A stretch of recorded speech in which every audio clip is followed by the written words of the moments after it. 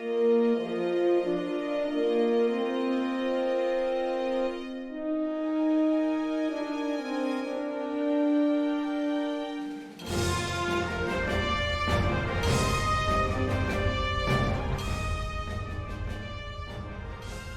always best natural. We don't rehearse this. We just come into it. Wonders. That's what we do. It's like RPG. Sometimes you just get a dice roll and you got to roll with it. And I think that's why this podcast works so well. Yep. All right. Hey, I'm Michael Dismuke. I, of course, am a freelancer for Star Trek Adventures RPG, in addition to being a blogger on Continuing Missions, which is the #1 fan site for Star Trek Adventures RPG. And today we have an amazing cast as we keep digging down to Lower Decks. We're going to be finalizing the chapters today. This is chapter 8 and 9 we're discussing today. And Jim Johnson, why don't you go ahead and introduce yourself and then introduce our fantastic cavalcade. Is that a word? Cavalcade's a word, right? Isn't it? Yeah, cavalcade of guests. Let's go with that. I haven't used that in a long time. Yeah, for sure. Thanks, Michael. I'm Jim Johnson. I'm the project manager and line editor for the Star Trek Adventures RPG, published by Modiphius Entertainment. Low these many years. Co-host on this year's show with Michael. Low 80 plus episodes and getting stronger every time. So we're just rolling right along here. The machine will not stop until higher powers that be tell us to. So we'll just keep going. So here with an illustrious cast of characters, we'll be talking all about Lower Decks, more Lower Decks, Lower Decks, Lower Decks, Lower Decks, more tonight. And I'll just kick it off right around the circle here. Chris, introduce yourself. Yeah, hi. My name's Chris McCarver. I'm one of the writers for Star Trek Adventures. In addition to the Lower Decks campaign guide, I also worked on the season 1 and 2 crew packs, also the Disco book, the Klingon core book, Operations Division, and the Sleeping Beast, which came and packed in with the Klingon GM kit. Word. Yeah, great stuff. People who want to know Chris more, we have a fantastic interview we did with him a couple weeks back. It's worth listening to. Yeah, go learn more about all the other cool stuff that he does that's not Star Trek, because it's really, really cool stuff. Marvel, especially. Anyway, I could digress. Let's go. Let's move on. Aaron, tell us about yourself, sir. Hi, I'm Aaron Pallier. You know me. I've been on many of these. I am a longtime freelance writer for Star Trek Adventures. I've been around as long as Jim, I guess. I'm generally your technology, science, starships guy. So yeah, I've worked a lot on the Lower Decks products. I'm happy to be here. His fingerprint is everywhere on everything. I mean, from day one, the core book, all the stuff has Aaron's touch in it somewhere. So happy to share pretty much every credits page with you. So it's exciting stuff. And Al, bring us home. Tell us a little bit about yourself. How's it going? Al Spader, freelance writer for Modiphius Star Trek Adventures, along with several other fun RPGs. I've written a few missions for Esper Genesis and Stargate and things like that. So excited to be here to talk about Lower Decks. Yes, indeed. All right. So I think tonight, I see Michael is still on mute. So I think we're going to. No, I'm fine. I was waiting to see. I was waiting for Al to plug his D20 game because I think this is a great opportunity to do it. We want to push 2D20, not D20. 2D20. Thank you. 2D20. Very different systems. Thank you. Al, plug it. You get a chance. Yeah. Also, co-writer of the 2D20 World Builders game Sentience, where you role play sentient robots on a planet they were terraforming. It was a pleasure to do. Worked with Alphonside, who I met working here with Modiphius. And yeah, we're almost at 300 downloads. So yeah, I'm excited to see. So exciting. Yeah, always. That should just be part of your tagline, just like my little continuing missions, continuing conversations. That should just be part of your tagline. I do want to say one thing, Jim, which I'm so happy about. I have a friend who's into Star Trek, and his 9-year-old, maybe 10-year-old, I think 9-year-old son walks up to me yesterday and says, "Jim Johnson." He's been listening. Everything's good. He's been listening to the I love it. podcast. I'm like, you're 9 years old. I said, do you like it? He's like, yeah, I like it a lot. I'm like, wow, I'm so happy. He says, yeah, I started at number 1. You have a lot. I'm like, Oh good. my god, that's hilarious. Well, you know, every show needs a catchphrase, right? I didn't expect it to be that one, but whatever.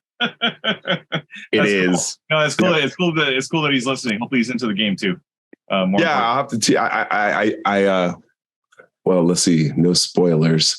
I hope one day to adapt the game for people his age. that would be cool. I would love to do that. I mean, not to mention the fact that I've got a 7-year-old, and I know Al's got twins. So I think there's a very strong community within the STA community of writers and developers and whatnot that we would love to adapt it for kids. But there are numerous challenges with that we won't enumerate in this episode. But at some point we can talk about that. But numerous challenges to overcome. Not the least of which is Paramount has to give us the license, right? So we got to wait for that, if nothing else. But then there's that would be so prodigious if they did that.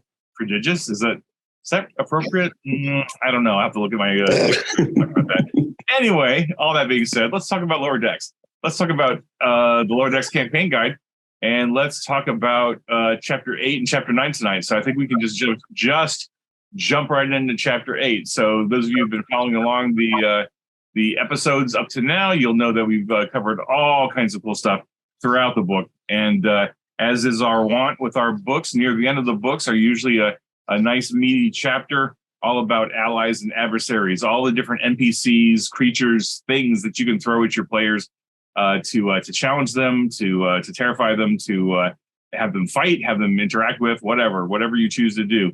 And this chapter is this book is no different. We include a nice beefy chapter here about allies and adversaries.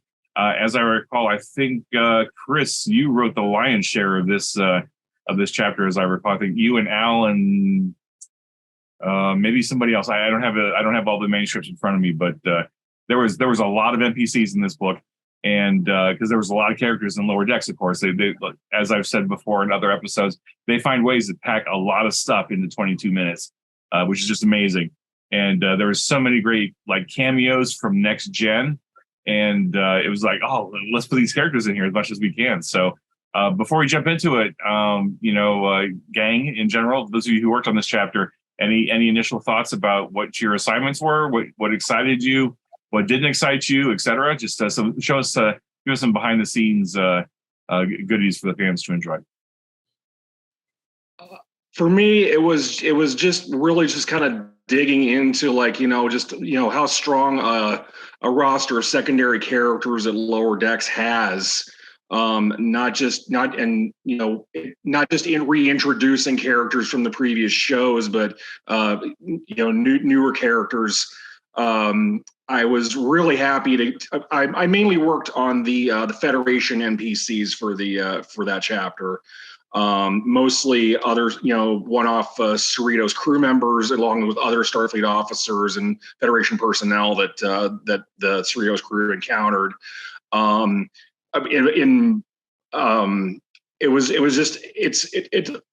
really enjoy just how much Lower Decks digs into very deep into the well in terms of the mythos and and not only just bringing back specific characters from the previous shows, but also species we've rarely seen. And I just think it's just, it just kind of shows just how how vast a tapestry trek is. And Lower Decks has never shied away from taking full advantage of that. And the fact that we have so many Federation NPCs in this chapter, I think is testament to that. Yeah, I think that I got to do a lot of the non-Federation characters and adversaries and whatnot. There was just so much. I remember when we were originally doing the initial outline, and it just character after character after character after character.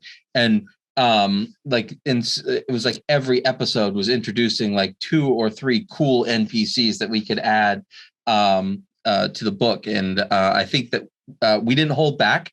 There were some ridiculous ones on there that, Jim let us roll with.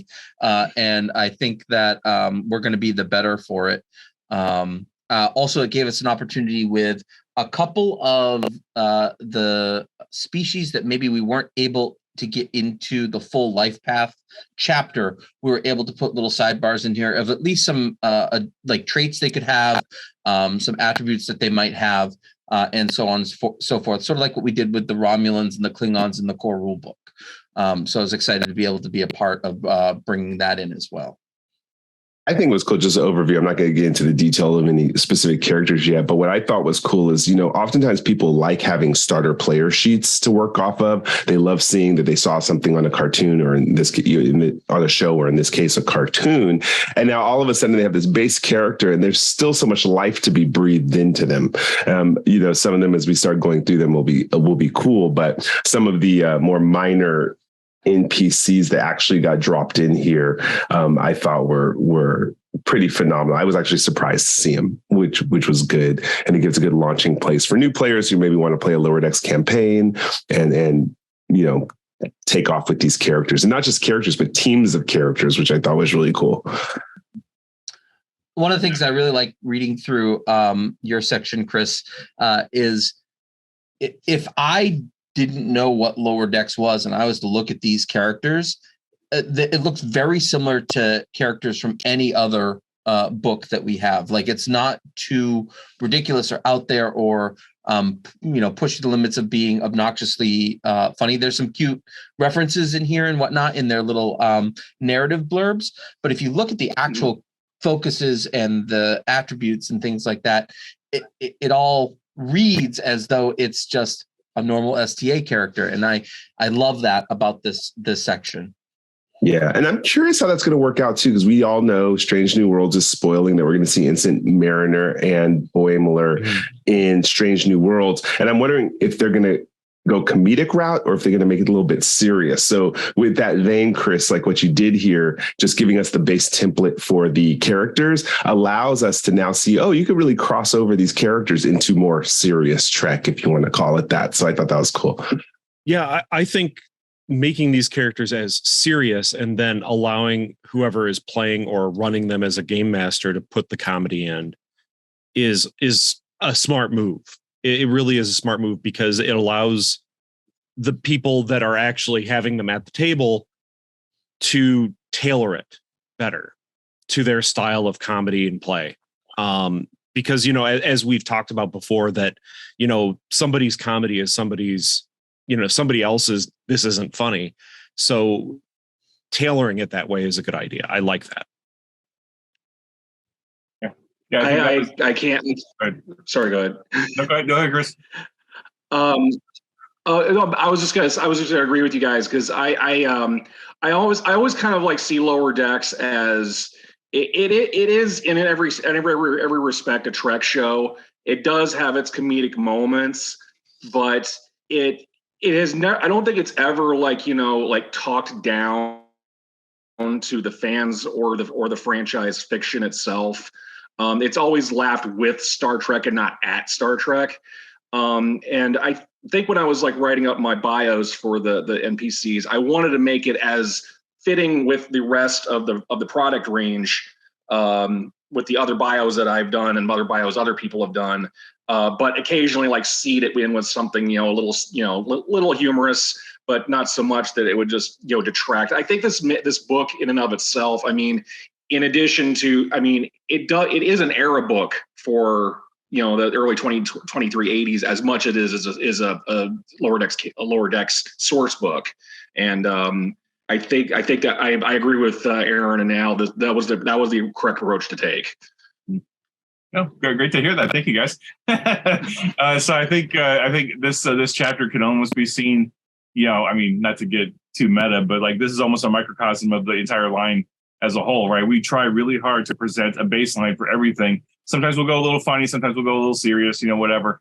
But these are all tools for the game master and the players to then go whatever direction they want to go. Whatever tone you want to set for your campaign, whatever shtick you want to add to it. If you want to go high drama, high comedy, horror, romance, whatever genre that you want to fold into it. At least this gives everybody a consistent baseline to start with, and then you can add or subtract or add more things to it as you desire. And the other design intention that we had going into this is that, I mean, really most of our products, most of our print products anyway, is we generally don't include the main characters from the show, right? We don't include, Kirk and Picard and Cisco and Janeway and the 8 main characters from Lower Decks. They are not in this book, and that was entirely intentional because what this book is intended to do is you give it to your group of players and you do your own adventures in Lower Decks. You're not, necessarily playing Boimler or Rutherford or whatever. You're playing your own characters in the own setting, and so taking those main characters out of the book hopefully helps the players and the game master focus a little bit and say, oh, we can do our own thing with this. We don't have to emulate, Boimler or Tendi or whatever. We can actually do our own thing in this, setup. And this chapter, I thought, does a really good job, Chris and Al, of presenting a lot of characters that we see on the show, but could very easily cameo in somebody else's campaign or episodes or something, right? Because they have a one-shot appearance, or maybe they have a couple recurring moments in Lower Decks, and that's great. And then they go off and do their other things as a crew on Starfleet. And why wouldn't, why not have them meet your crew or meet your ship or encounter your ship? Like Gomez, I mean, clearly from Next Gen into Lower Decks, she's been promoted to captain. She overcame that initial gaffe with Picard way back in the early days of, Next Gen, has become a captain. That's an inspiring story right there in and of itself, right? And I love that you included on page 177, I don't know whose idea it was, but the inset box for Gomez has a coffee cup. I thought that was brilliant. Yeah, that was all the graphic designer. But I mean, that was Chris writing that sidebar, which I thought was great. Yeah. So, and like Fletcher and like some of these other characters are not like intrinsic to Lower Decks, right? They are cameos in Lower Decks, but they're off doing their own story. And that's exactly what the player characters are doing, is you're doing your own story while all this other stuff is happening in the meantime, right? So there's an opportunity for you to like plug these in and do these little cameos and stuff. So and I don't want to run by Sonia Gomez too fast. And the reason why is because I want to kind of use this as a teaching moment for game masters, or actually players in this case. And if you've seen a Star Trek episode and you like a character, a minor character, that for some reason, to me, when they show up on your game, because actually Sonia Gomez actually showed up on the USS Pioneer, our game, for several seasons. She was the assistant chief engineer. So bringing a character in from a canon thing somehow grounds your game in reality. So I think it's so cool about this is it gives you a chance to kind of think like, okay, maybe I've seen some TV shows, some TNG, some Voyagers, and are there any characters I can actually drag into my game? Like Nick Locarno, where's that guy now? From TNG, the one who, got Wesley in trouble, like I thought Sonia Gomez was a great character, and now she's so expanded in Lower Decks that for players, hey, if you want to do that, you can do that. You can model a character you just saw for a couple minutes on a TV show, and it really helps ground your game in reality, in your own reality, I should say. So I'm curious, Chris. You wrote up Sonia, Gomez with a lot of great stuff. And what I thought was interesting, just to give the fans a little bit of a preview here, is that you gave her an engineering of 5. And I'm wondering if you were at all influenced by the Starfleet Corps of Engineers series of ebooks that came out over a number of years that Keith DeCanado edited. And Gomez was one of the main characters in that entire series. And I was just curious if you had an opportunity to read some of those and kind of incorporate that DNA into the description. Well, it's funny you mentioned that, because not only was I tried my best to kind of like keep the nuts and bolts of her beta canon history out of her bio, but I wanted to at least like maintain like the spirit of the character, especially as we saw her in Lower Decks, because when you see her, when her ship basically will just loses power. I mean, she's the first person who's down in the shuttle bay trying to piece things together with her crew. I mean, she's not just sitting on the bridge waiting for everybody to do things. She's getting into the guts of the ship to try to fix things. Mm-hmm. It's funny you mentioned that, because I actually wrote the chapter in the operations division book on the Corps of Engineers. So weirdly enough, this whole thing came kind of full circle. Sure. I definitely feel like, she's she's definitely the type of CO that is, as much as she realized she has to delegate, but when the time comes and she can put that knowledge that she has built up, in her time as an engineer, to the service of her crew, I think she wouldn't hesitate. Yeah. And I wanted to reflect that in her bio and in her stats. Yeah, that's awesome. This is just one of the many fun ways we try to sprinkle in a little bit of beta canon from the novels and the comic books and all that other stuff. This is just great ways to do it, is with characters, supporting characters, NPCs, major, minor, etc. So yeah, great job on that. Really nice stuff. Any other thoughts, folks, on the at least the Federation portion of the chapter here? I will add, Al mentioned briefly that we did drop in a couple of species. So if you're familiar with the core book, you'll know that there were a handful of species in the back of the book that had described the trait and talked a little bit about them, so that you could play them as playable characters. Like we included the attributes and the trait, and we did that again. There's 3 more species in this book that kind of get that partial treatment. We don't give you the talents, the species talents, but you could probably infer them by reading the NPC descriptions, right? And I told you all the same thing when the core book came out, because everybody wanted to play Romulan, and like, all the Romulan stuff you need is right there in the core book. But they needed the full page. But anyway, I digress. That I've been there before. But Al, I think I cut you off. So I just wanted to, whether it's luck or foresight, Chris, we were able to get T'Lyn in here as a full page entry, and no spoilers, but we know that she is coming on to the Cerritos, at the end of the newest season. So I think that we have this featured full splash page on T'Lyn, and maybe becoming a main character, who knows?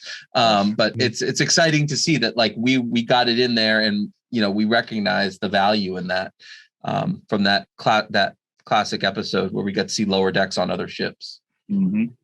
Yeah, what I was talking about before with you have the USS Oakland officers in there. When I saw that, I'd be like, oh, first of all, I'm 2 exits from Oakland here in California. So yeah, Oakland, yeah, area, so Warriors, all that good stuff. But so to me, that's pulls my heartstrings, because I'm like, man, I could take all those characters and take them right into an adventure right away. So if I have a group of players, they've been watching Lower Deck, or group of fans of Lower Decks, and I'm like, hey, we got them right here. We got some backstory on them. We know about their captain. Let's roll with these lower deckers. I didn't expect them to be in the book, so I thought that was so cool to have them in here.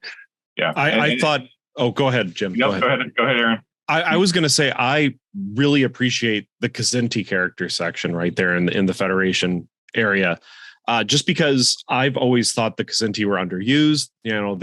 They stem from Larry Nevin.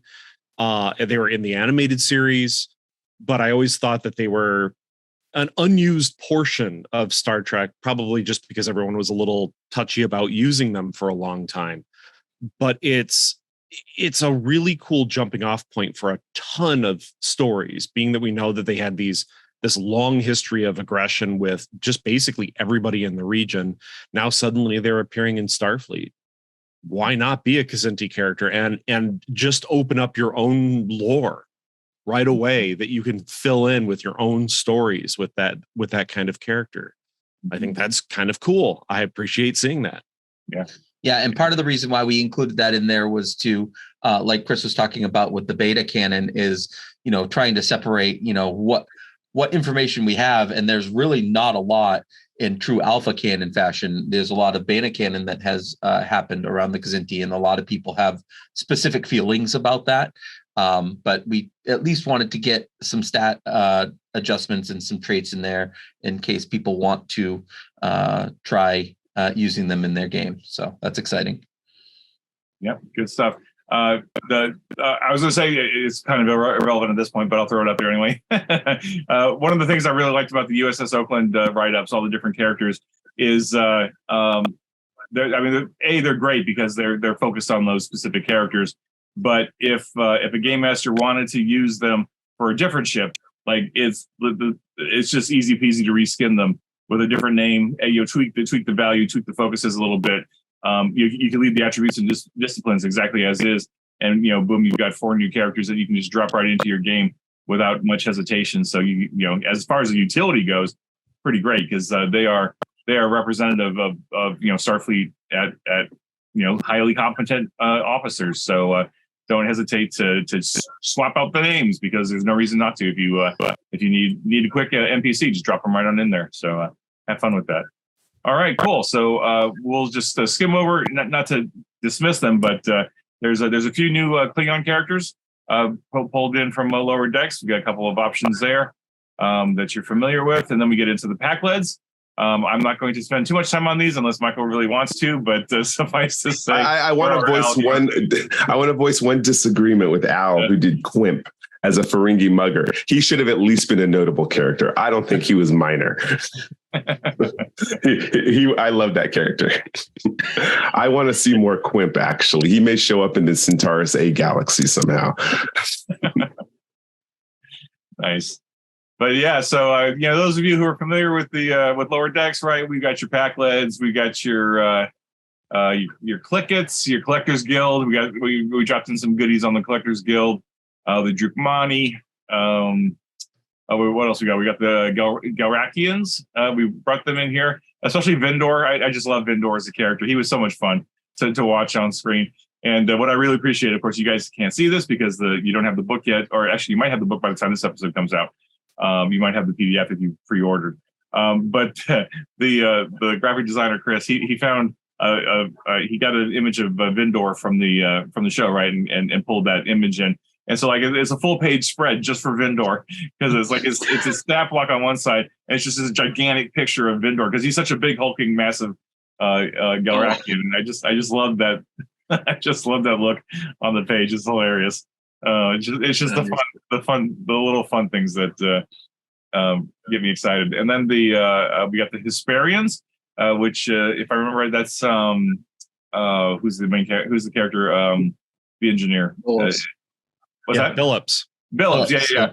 So it's Billups. So his mom. It's got the whole kind of Ren Fair feel. The perverts of the galaxy. Yeah, the perverts of the galaxy. Aaron really had a lot of fun writing up the Monavine, which we talked about in a different episode. But I spent way too much time messing around, and but it was all for good laughs. Good for a lot laughs. of fun. Yeah. So if you're into the whole Ren Fair scene, you're going to appreciate some of the stuff in here about the Hesperians, because Lower Decks went there and we went there, and I hope they have dual citizenship opportunities. I don't know. Yeah, let's just say that there might be some references to maybe some other game systems that exist out there in which there might be some fantasy type stuff throughout these entries. And I hope that you all hone in on them and have fun with them. Those were good references. I don't want to spoil them, but boy, I was reading those and I was like, hey, wait a minute. I had to go grab those books off my shelf and oh yeah, okay, I see what you're doing here. I'll keep it in. And then we wrap up the chapter chapter 8. We talk about some of the different creatures and beasts and things that were present in Lower Decks that you can throw at your characters. Including Agamus, which I thought was a great episode. I want more Agamus. Agamus is great. Yeah, always nice to see Jeffrey Combs' appearance. And I have to admit, I'm kind of presumably everybody watching this has already seen all the Lower Decks that are available, so this should not be a spoiler. But Agamus and Peanut Hamper joining forces is just going to be terrifying. I don't know what's going to happen. Mike McMahon's going to blow the doors off of that, because I just can't wait to see what happens. But so anyway, we got your Agamus, another TNG callback from way back to season 1. We got Armus, because of course he made an appearance in Lower Decks and was not happy about it. But I think Agamus prank called him, right? They prank called him. Yeah. And I think Agamus and Peanut Hamper should go pick up Armus, and they should forward a triad of evil. That would be amazing. They're the ones that end up making Nero's ship in the 2009 Star Trek movie. Oh my gosh, there you go. Makes sense. they're responsible for the supernova in some timeline, one of the many timelines. In one of the many timelines, yeah. Yeah. I am excited that we also got to include the swarm of eels, because I think that was the first time we got the swarm ability that I wrote for the Dungeon Master Guide, a couple of years back. I'm sorry, Game Master. It's late. Twitching. Al's thinking about the Hesperians too much. I'm thinking about the Hesperians. So the swarm ability, really fun, brutal set of rules that I'm excited to hear people if they get a chance to use them. Yeah, and I hope we see more of it too. Oh, dude, my favorite one's in here. Which one's that? Can I skip ahead a couple pages? Of course. The dog. The dog. The dog is the best character in all of Lower Decks. Come on, because the dog is a good boy. The dog. Yep. The dog, the spider cows. And then of course, Al, one of the ones that I'm pretty confident you had fun writing was the Mugatu. It's Gamato. It's Gamato. The many various spellings that we managed to get past Paramount. I mean, not get past. They approved most of them. That was so cool. They let all the well, they're not misspellings, all the different pronunciations in there. Okay, so who did the Mugato? Was that you, was Michael? Me. Oh no, that was you, Al. Pounding smash as an attack. Really? Makes total sense. Hey, I'm surprised you didn't put any kind of special rule about voyeuristic tendencies. Well, I leave that to people's imaginations. Yeah. Remember, baseline. We're like game masters can go further with it or scale it back. That's up to them. You turn your own dial for whatever you want to. I forgot the Ortega line. The whatever freaks your geek or whatever that phrase was in that one episode. I remember. I don't have it. Yeah. That inspired, just for people, just so you know, when it comes out, I think it'll be out by the time this comes out, but the Lower Decks mission briefs that I wrote are full of Mugato fun. So have fun with that. Yeah. And so that brings us to the end of chapter 8. So that was just a lot of great stuff. Big chapter full of things for you to use as tools for your campaigns or just to be inspired by. So hopefully that's a lot of fun. Now, did we want to talk about chapter 9 in this episode as well? Or are we going to call it here and then go on to a new one? No, let's do chapter 9 without too many spoilers, but just get what people's appetites toward what it is. Okay, super cool. And, unfortunately, two of the writers couldn't be here tonight. Allison is in the UK, and she is significantly farther ahead of us in time. And not surprisingly, they don't want to be up at 2 a.m. doing an interview or a recording like this, which I totally get. And then Fred wrote part of this too, and Fred Love was unavailable as well. So thanks to both of them and to Al for this. So chapter 9 is the mini campaign.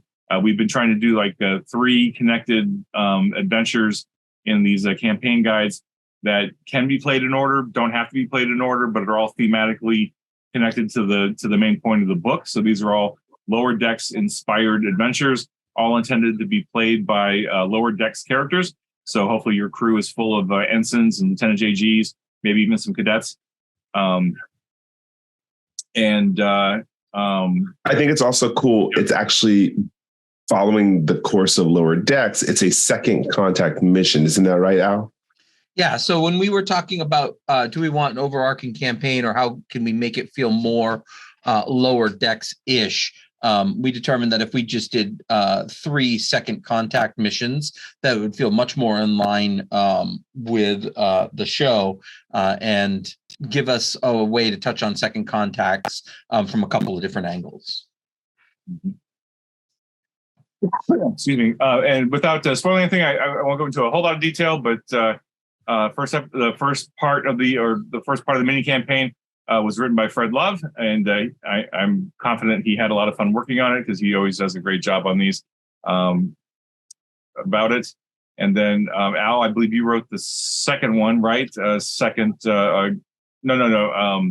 one. Allison wrote the second one, Game Night, which I think is hilarious.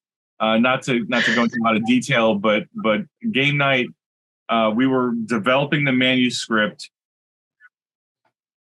while season 3 came on.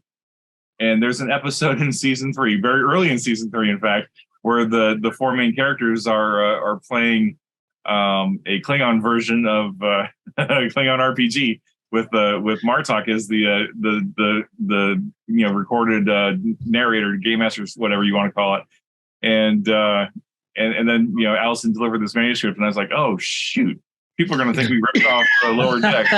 It was completely unintentional because we had already pretty much had this in the can by the time that episode came out. If you're that's cool. It shows we're just all in the same syncing, all the same energy. That's awesome. Absolutely. So if you're into RPGs, which if you're not, why are you here? But welcome anyway. If you're into RPGs, particularly certain fantasy RPGs, you'll get a lot of kick out of this particular portion of the episode. A lot of fun stuff in here. So I have a question. Yeah. There are 3 art posters in chapter 9, kind of like almost like recruitment posters for Starfleet.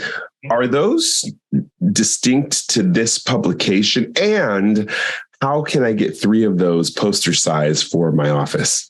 They are not unique to this publication. They are some of the assets we were able to make use of from Paramount. If you dig, or if you look around season 1 of Lower Decks, there was a lot of promotional material for the series that was created, and these posters happen to be among those that were created. And we had the opportunity to add them, and we needed a little bit more art for the rest of the book, and so we figured why not? We have access to them. They are FREE. So why not make use of the ones that we have available to us? So we just dropped them right in. I will admit that we had a little bit of a time crunch near the end of this book as far as artwork commissions, etc. So we couldn't quite get all the commissions in that we wanted to. I was really kind of bummed about that, but I mean that's just the way the production schedules go. Sometimes we tried to pack in as much as we could, but partly we ran out of time to get everything we wanted to get into the book. But so we use those not so much to say to fill space, but I thought they were great. And, Ariel and I talked about it, and we decided to include them in there. So as far as whether you can get them poster sized, I'll have to talk to you offline because I might be able to find a high-res version on the Paramount portal, but I'm not real sure. I'm not sure what sizes are available. You probably have to take them to a printer if they're willing to print stuff that's copyrighted. Like I know some printers won't do that. But if you have resources, maybe you can make it happen. Yeah, I would love that. They're just really clean, classic looking posters, which is really cool. I don't want to pass up either without too many spoilers. For all of those who love Voyager, one of the stories here has the Prelor builder type assault ship. If you're a Voyager fan, you'll know what I'm talking about. But this, I believe, is our first in the STA books, any reference to the Prelor stats for them. Isn't that right? I think so. Yeah, I believe so. And like when I sat down to write the Second Contact, of course, I spent some time creating a new little species for people to play with, which I think that people are going to have a lot of fun with. But I always thought that episode of Voyager was one that was just never followed up on, and I thought it was such a cool and powerful and like really emotional episode. And so this might be a continuation of that. Yeah, I honestly, that's one of my favorite episodes. I will be watching it again tonight because of this really inspired me. I was like, oh yeah. And I mean, like you said, that story dropped off, and that could have been a science fiction movie, much less just a 44-minute episode. Yeah, I 100% agree. And we only kind of got to see it from one side of the war. And so Second Prototype might take us to the other side of the war. Yeah. Just to geek out like we usually do, the only one that kind of continued the story was actually an episode of the Orville in season 3. They had a very similar type of, and I was like, ooh, that's where it could have really gone if they took it there. So if anybody does want an imaginative part 2 to that, you can watch the Orville season 3 episode with whatever that robot guy's name. I can't remember the character, but they really took the idea to the next level. And so my The invitation to all of you is take your game to the next level, and let's see you do that second contact mission. And this is a good story for it. And I was also able to build in using the fatigue system again from the Game Master Guide that Nathan put in there because it takes place on an ice planet, and traversing across an ice planet is exhausting and wears you down. So I'm excited to see where people go with this and if they can have some fun and what stories come out of it. Mm-hmm. Absolutely. Wait. Now that I'm thinking about it, Al, you game tested this on us, huh? I sure did. I just realized that. I didn't even realize you never said Prelord. You never said Prelord, but you created a story like this. The minute you said Ice Planet, I was like, that was a horrible, horrible trek through the ice. So, oh man, you just gave me a horrible flashback. Thank you. It was a great game though. Yeah, you had no idea that I was playtesting this with you guys. No idea, but I'll tell everyone it was a fantastically fun story. So have fun with your play on it. And Aaron, you were playing your character's wife in the story. In fact, that was fun. Yeah, in different parts. Yeah, that was great. Sneaky. Yep. And so that brings that covers chapter 9 as well. So Michael, I think we're ready to wrap up and talk about any final thoughts on the book and the contributions for 8 and 9, and then if nothing else, we can jump into gratitude. So, anyone, last words on chapters 8 and 9 of the Lower Decks campaign guide? I think it's a wonderful variety of characters and types of characters. Good job for everybody that wrote it. Yeah, sorry, Chris. Go ahead. No, please feel free. I was just going to say, like, the abilities and things that we added in here, don't forget, they don't just have to be attached to these characters or these specific entries, right? If you're a GM and you are building a threat or an adversary, feel free to take some of these new created abilities and add them to those characters to make them more rich.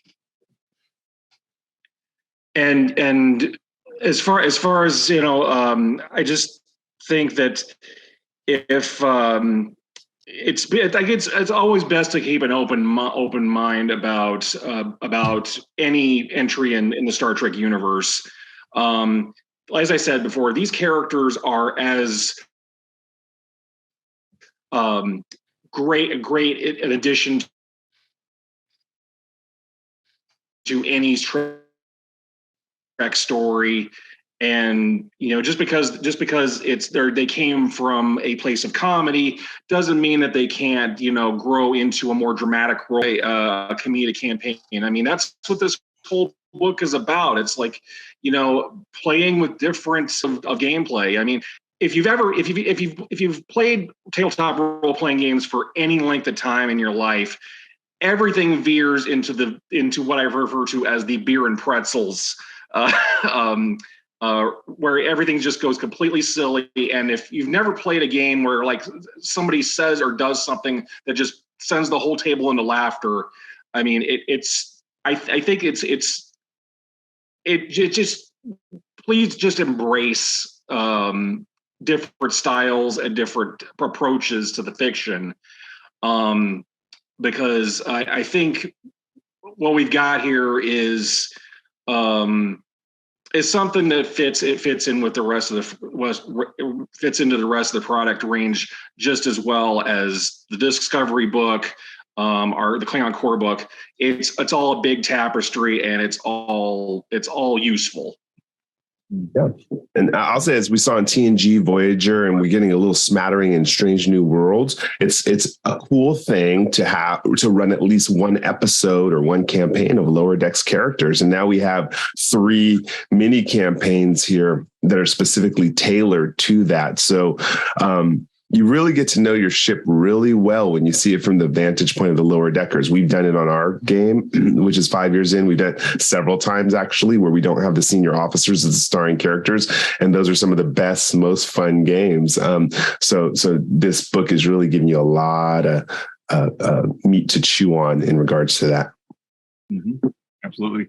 Yep. And so this is the final episode of Lower Decks in terms of talking about the components of the book. We may do some more going into more detail. Maybe we'll do some riffs on some of the different chapters and some of the different paragraphs within the chapters. I'm sure we could spend several episodes just riffing off all the different stuff in here about what to do with it. So hopefully you guys, you folks that have been watching this patiently for the last several weeks have enjoyed this. I hope you've gotten a good look at at least gotten some insight into the book, and might inspire you to go check out the pre-order.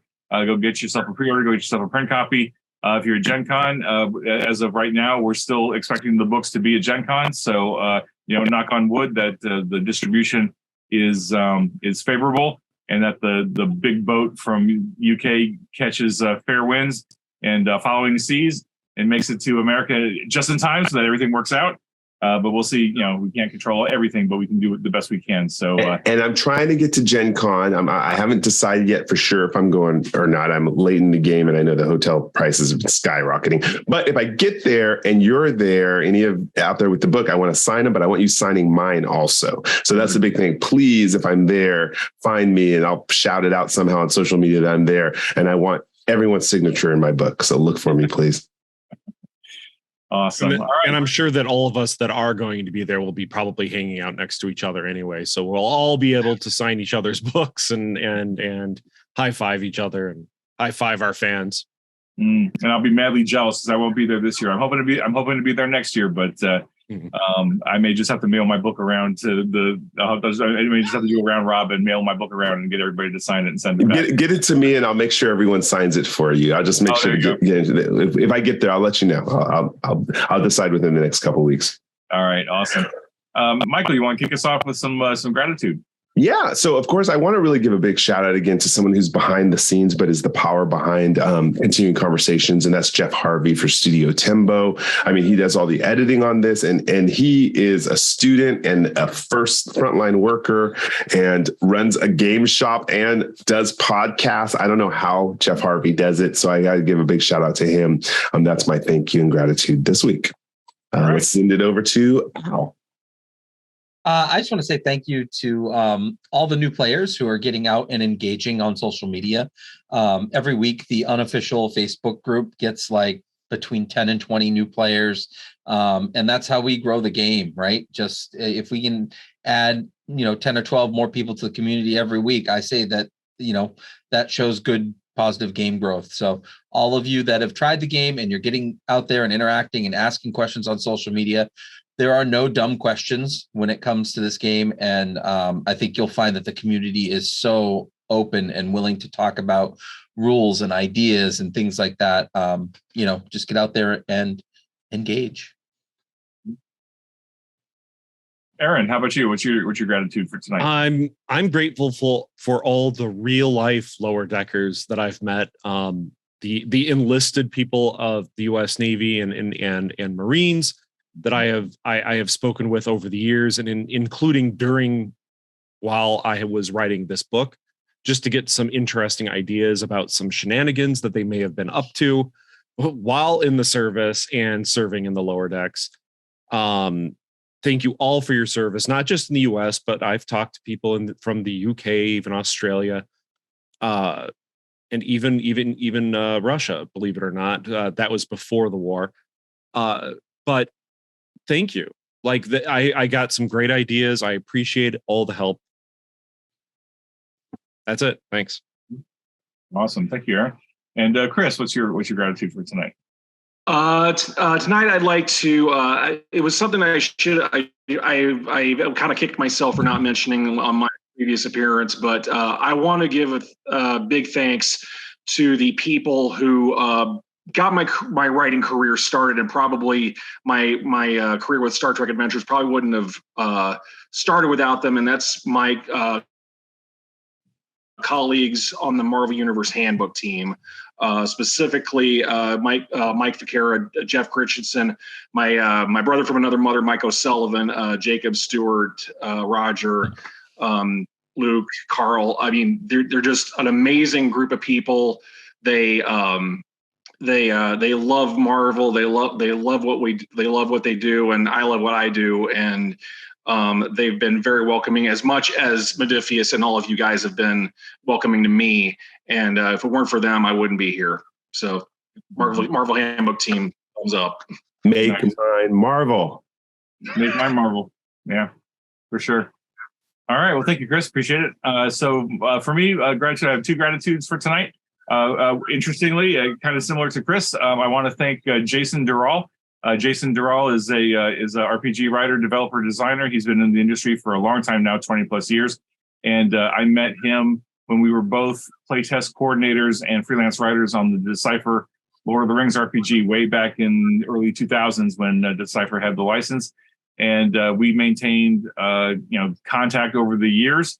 And he continued to go from game to game to game and worked on a lot of great stuff and established a really solid track record as a reliable, awesome designer of RPGs.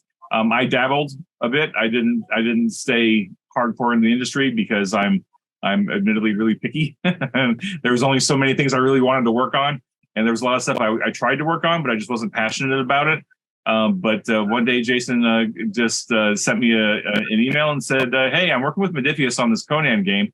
And they're really cool. And oh, by the way, they got a new license that I can't tell you about, but I really think you should send your resume over to Chris Birch. And then he signed off saying, live long and prosper. And so that kind of gave me a little bit of a hint about what was going on. But if I hadn't maintained that relationship with Jason for 20 odd years, this never would have happened. I could not have possibly imagined working on this for 7 years, going on 8 now.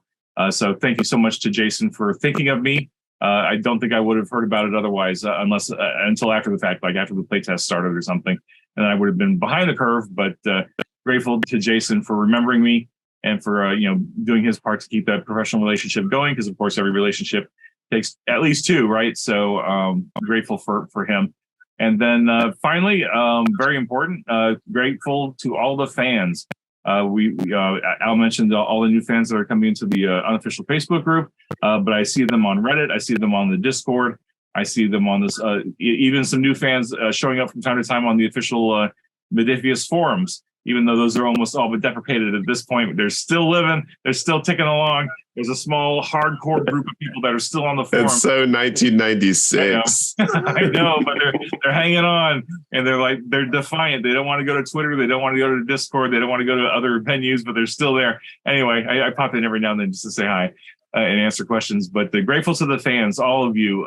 We could not be doing this game without you. It is such a testament that this game is so strong right now because of the fan base, because you are so supportive of each other. You help the newbies coming in. You're willing to answer the same questions over and over and over ad infinitum. There are some great videos out there about like what books should you buy next? What books are the most important books to buy in the game line? I think Bill Barbado, the Final Frontiersman, they do some great videos on just the game line and things that you should be thinking about as a new player. There's such a wealth of fan knowledge and content out there that they're really making use of. So go to the unofficial Facebook group, go to the Discord, all the subreddit, etc. There's just a lot of great fans out there helping each other out, and I can't possibly thank you enough for that, because again, without you, we couldn't do this. Yeah, but can we pause with that said, can we pause for a second to celebrate? Because this is our first recording. I know it's going to come out a couple weeks later, but this is our first recording since we got an award. Talk about it, Jim. Oh yeah. Oh yeah. Good point. Yeah. Okay. So sure. Yeah. So the UK Games Expo, UKGE, is a major convention in the UK. I'm not going to presume and say it's like the UK version of Gen Con, because I just don't know enough about the UK games. I'm going to say that for my own ego. Yeah. Okay. Very fair. I think it's a very big deal in the UK, and so every year they have a series of awards in different product categories, and they have the judges select or work to select three nominations for each category, and then the judges have a Judges' Choice Award for each category, and then at the convention, which is in June, the fan attendees vote as well on each category. So there's a fan award, and then there's a Judge's Choice Award. And we learned last week that the Utopia Planitia Starfleet Sourcebook original series edition cover, which Al is showing off right here, the white cover with the blue foil Enterprise on the front cover, that won the top honors for the best role-playing supplement category, I believe. Yep. So that's a huge honor. We're super excited, and and there's the standard cover. Chris is showing that one off. You may not see it because he's not saying anything, but if you're not on the video, because we're not all on the video at the same time. Go ahead, say something. Here it is. There you go.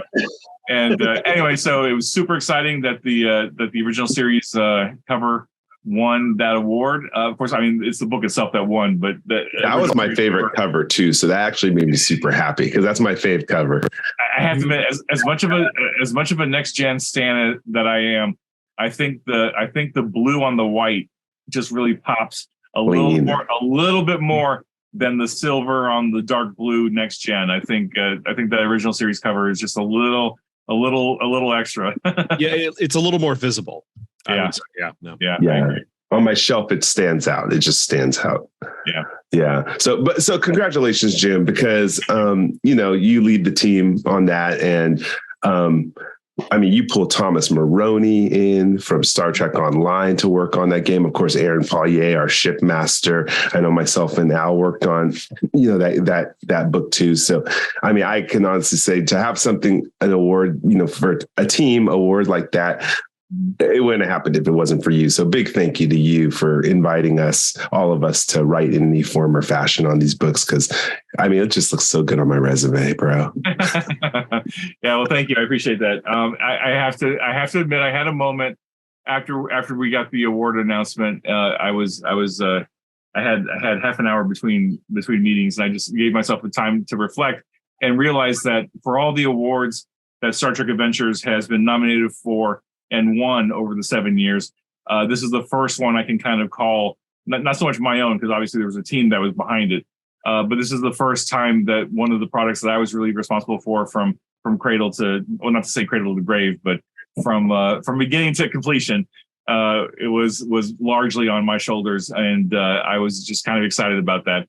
But again, it's a total team effort here. That nobody takes credit for this stuff by themselves, because you can't. There's just too many people involved. Yeah, we're going to have an episode about it, because I could actually gush, because I think about even going back. I could go back to when you were just selecting the covers, and you kind of were running it by us, and it was a hotbed like discussion, like, well, what works, what doesn't, and the fact that was a big discussion point, that blueprint look to it, which is reminiscent back to the I have my 1975 blueprints thing. That's just so cool that those little details, people don't always know the work that goes into those details. And then we had the episode with Lee Woozy for graphic design, talking about the interior design and how thoughtful it was. Things I missed if he had to come on the show and talk about all the Easter eggs. Like, it's nice that there's people out there who notice the details and that you roll in it for a while, do a Scrooge McDuck and just swim through it for a while. It's so uncharacteristic. If we do that episode at some point, I'll have to see if Stephanie's willing to come on to talk about it a little bit. Stephanie Toro is the graphic designer who designed those two covers, and we went back and forth. I know we collectively talked about it on private chat, as we were going through the cover designs, but she and me and Ariel, our director, we spent a lot of time going through those covers and coming up with ideas and concepts, and just how do we make this interesting and unique. And I wonder if she'd be willing to come on an episode and talk to us. I'll have to ask her. And I have one less idea for that episode too. I think we should do it. I think we should also see if we can get some of the judges and some of the fans. If it wins and the fans vote it too, track them down and have a couple of those come on and talk about why. I would love to hear that. That seems so self-serving, though. You know what? But this is why I'm going to do it. And all of you out there, judge me, send me whatever you want. This is why I'm doing this, because not all of us can go on and become J.J. Abrams. Some of us, we pour a lot into this, and then it flies by really quick. And for me, I've all my life wanted to write for something, and I get to write a little small piece of the Star Trek beta canon universe. And I want to bathe it in a little bit. I do. I want to hear what people like so I can keep doing it too. So Jim, that's why I think the spotlight should be on. There's a time to be modest. I agree with modesty and humility, but there's a time to celebrate. And I think it's an achievement, and I want to hear about it. I want to gush a little bit for you. All right. Well, I appreciate that. And I think on that note, I think we can call it a night here. So thanks everybody for being here. I appreciate you all as guests, as always. Thank you for your perspectives and for your good, for your friendship and for all your great writing, especially because is just great. That's why I keep coming back to you over and over again, because you all do great work. So anyway, live long and prosper. Be safe. IDIC. Take care, everybody. We'll talk to you all next time.